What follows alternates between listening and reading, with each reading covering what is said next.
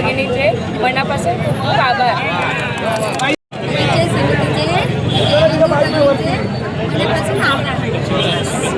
आज आपण इथे जल्लोष पाहतोय की जे आपण कमेंट केली होती तालुक्यामध्ये जिल्हा परिषदेमध्ये असेल किंवा पंचायत समितीमध्ये असेल आपण 6-12 मंडळी आपण नक्कीच संपर्क करू. आज इथे आपण पाहतो कशाला वाडामध्ये इथे आपण नाक्यावरती जमलेलो आहोत आणि जो कशाळेचा आपण कर्जत जो कुंपटपणे समजतो आपण कर्जतचा कशाळा हा जो गण आहे खऱ्या अर्थाने 4,000 मतांनी आपण इथे आघाडी घेतलेली आहे.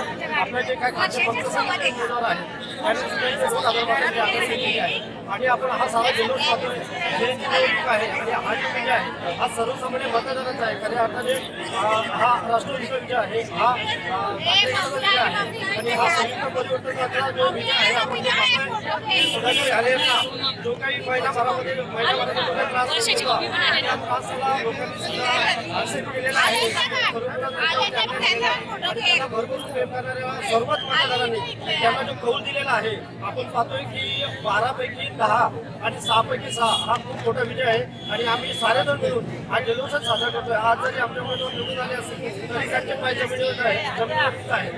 येणाऱ्या काळामध्ये फक्त जनतेची सेवा हा एकच उद्देश हा राष्ट्रवादीच्या प्रत्येक पंचसंघ उमेदवार असेल, जिल्हा परिषद उमेदवार असेल आणि निवड विकासासाठीच काम करेल.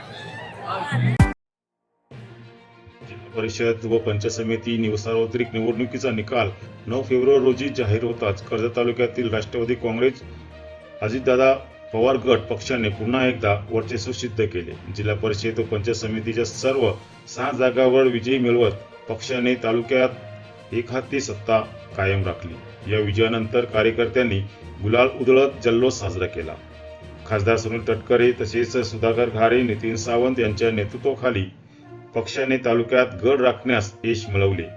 जिल्हा परिषद 6 तर पंचायत समितीच्या 12 जागांवर 10 जागा राष्ट्रवादी काँग्रेस व शिवसेना उद्धव बाळासाहेब ठाकरे कर्जत परिवर्तन विकास आघाडीच्या 3ही उमेदवार निवडून आले. कशिळा जिल्हा परिषद गटातून वर्षा सुरेश दोरे यांना 12,752 मते पडून 3,719 मतांनी विजयी झाल्या. पात्रज पंचायत समितीचे उमेदवार कविता भरत पाटील यांना 6,836 मते पडून 1971 मतांनी विजयी झाल्या. तर कशिळी पंचायत समितीचा उमेदवार अक्षय राम टिटकरे एकूण 5,689 मते पडून 1,419 मतांनी विजयी झाले आहेत. या सर्वांनी दणदणीत विजय नोंदवत वर्चस्व कायम ठेवले आहे.